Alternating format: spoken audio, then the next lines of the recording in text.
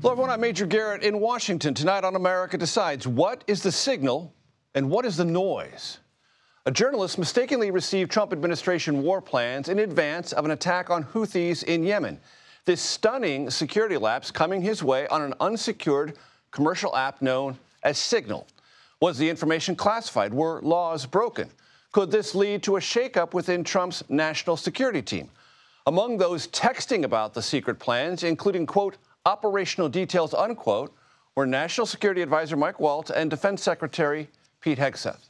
Nobody was texting war plans, and that's all I have to say about that. I inadvertently discovered a massive security breach in the way the national security establishment conducts its business.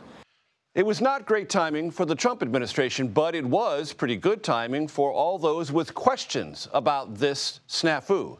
Today, top intelligence officials held their annual Senate hearing on worldwide threats, and there, Democrats took the opportunity to push for more answers on this whole war plans chat group, while Republicans worked as best they were able to minimize the damage.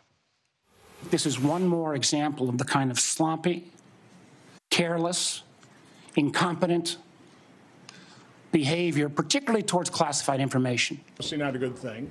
Again, it'll be up to the president, seeing how he wants to handle it. I'm sure it's a mistake that's been corrected right now. So many other questions. Had there been warnings, for example, from allies, from tech firms, and even from within the Pentagon about the dangers of using Signal to discuss any sensitive information or plans? And how about those U.S. military raids against Houthi targets? Were they a success? The White House says unequivocally yes and adds that's all that really matters. But who are the Houthis? What are they doing?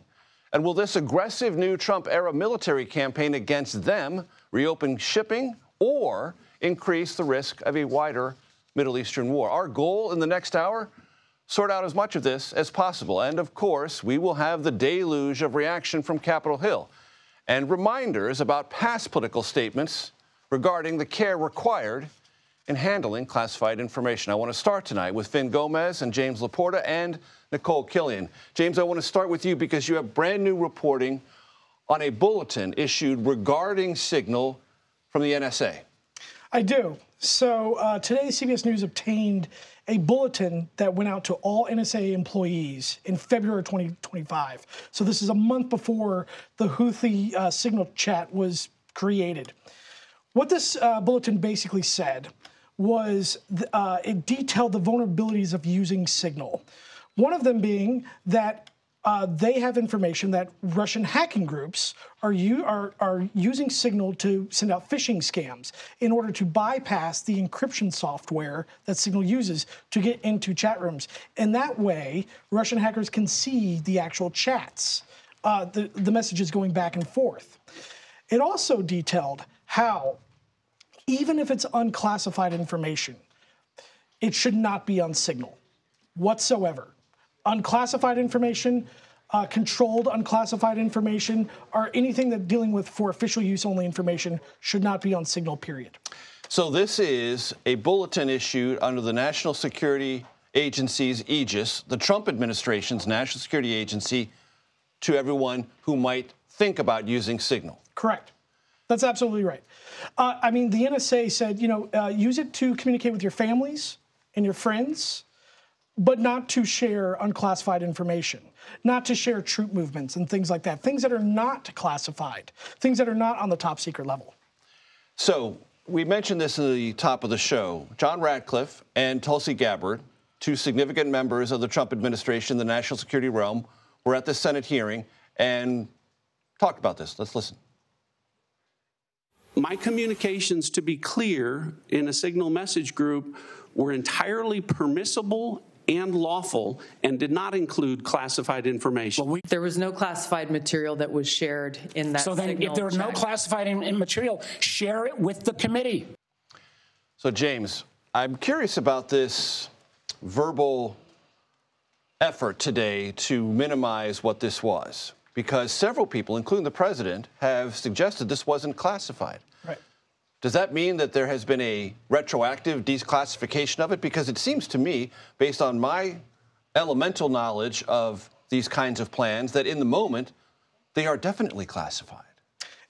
U.S. intelligence officials that I've spoken to over the past day members of the U.S. military, anybody dealing with classified material does not understand how talking about targeting plans is not classified. They don't understand that. Timing, munitions, targets, potential collateral damage reports, things of that nature. Those are all on the secret or top secret level. But let's say, for the sake of argument, they are. Let's say they are unclassified.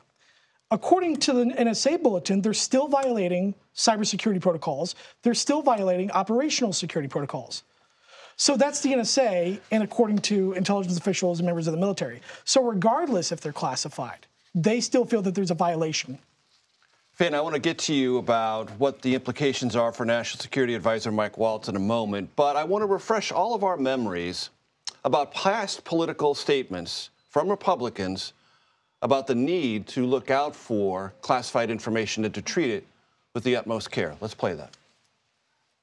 It is irresponsible for an elected official in her capacity to be discussing highly sensitive things on a format that she had to have known was not fully secured. And the risk of that is? The risk of that is that we're giving opponents of this government or adversaries some insight. And don't forget, there's 30,000 other emails that she said she deleted about yoga class and gifts, but the FBI's recovered a lot of those. If even a few of them contain classified secret or top secret information, that's even more damning. Many of us felt that there should have been a prosecution started with respect to Hillary Clinton regarding classified emails. You will note, Fin Gómez, that all three of those sound bites come from current members of the national security team of the President of the United States. And all three members were also in that Signal chat. They were indeed. Major, no, look, if on Waltz, yes, you were asking about Waltz earlier. Like we have talked to, CBS News has talked to several sources close to the White House, close to the administration, on his future, if you will, and you know, from early on, he's had his detractors. Some have said he is not MAGA enough, that he's sort of a closet neocon, of course, but he has a fervent amount of support also within Trump world. We saw that since some of the outcry, some of this backlash, the fallout, if you will, since the Signal story broke. But they have circled the wagons around him. But the president himself was asked about this, and he said that he does not think that Waltz should apologize. He's doing his best, and he called him a very good man. However, Major, he did ask him to look into this matter. And the looking into part is sound I want to play for the audience right now from the president with Mike Waltz, the National Security Advisor, sitting around the table. Let's listen. But it's not a perfect technology. There is no perfect technology. The really good ones are very cumbersome, very hard to access. I don't think he should apologize. I think he's doing his best. It's equipment and technology that's not perfect, and probably he won't be using it again. Read the body language there, Finn. The body language is very Trumpian, I think, in the sense that he is supporting his guy, if you will, but at the same time, there's a little bit of distance there, right? And I think with, you know, so I think privately we have heard that Trump is upset about this. He described it as a glitch in public. A glitch in public. But remember, as we know, Major, we've been They don't acknowledge glitches. And Trump doesn't acknowledge mistakes. Right. Very rarely does he say, I am sorry, or there was a mistake made by administration or by my surrogates.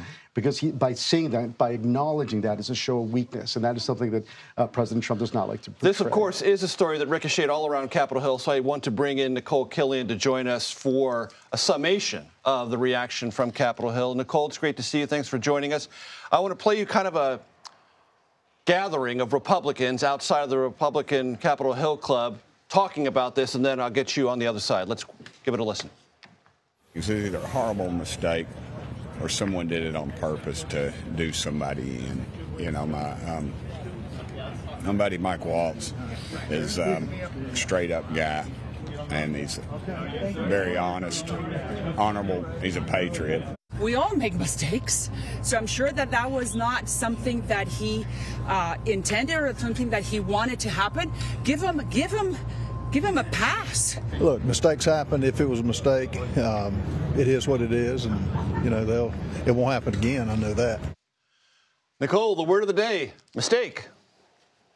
Yeah, and that is something that Speaker Mike Johnson reiterated as well, that he believes that this was a mistake, also defending Mike Waltz and telling reporters just yesterday that he doesn't think that he should resign. I would note that Mike Waltz did resign from Congress earlier this year, and his seat is actually up for grabs next week in a special election. So even if he did decide to step down, he couldn't necessarily come back to his seat in this body. So for now, even on Capitol Hill, many congressional Republicans continue to rally behind him. I would note there is a little bit of daylight when you look at Senate Republicans, though. You know, talking to Senate Armed Services Committee Chair Roger Wicker, he did say that he's been talking to his counterpart on the committee, Jack Reed, that all options are on the table as far as they are concerned. So it is an issue where they might try to potentially hold a hearing in the future, seek more information, try to get a hold of that text thread if possible. And that is something that Leader Thune reiterated as well. So yes, while everybody acknowledges it was a mistake, there are some Republicans who are willing to look into this further. Certainly congressional Democrats have been very clear they believe that there should be some sort of congressional investigation, but more of those calls among Republicans tend to be on the Senate side. Perhaps maybe the Senate Armed Services Committee might be that starting point. And James, it's evident that Jeff Goldberg, the editor-in-chief of The Atlantic, is in possession of much of this unreleased information, which he said he didn't release out of deference and respect for a sensitive national security process. Right. It's very chilling if the safety is coming from someone not in the national security community, right? But to your point, today, Director of National Intelligence Tulsi Gabbard said it's all unclassified. And the common thing we heard from lawmakers was, well, release it. Release it. Let's let the public see it. But I will tell you what's really on the line is credibility. The American public is going to debate the merits of this. People I've been hearing from the intelligence community and the military community have been saying, look, and these guys have also campaigned on this for a while, that if this was a private, if this was a low-level intelligence analyst, the book would be thrown at them, right? If it was unclassified or if it was classified, right? And so now when credibility is on the line, where they're now facing, they're now the senior leaders. Right. And so for these intelligence community members, for the military, it's like, well, you guys have been preaching holding the senior leaders accountable, and now you're in this crisis. What is your decision? What are you going to do? That's an excellent way to wrap this up. James LaPorta, Fin Gómez, Nikole Killion on Capitol Hill. Thanks for getting us off to a great start on a very important news day.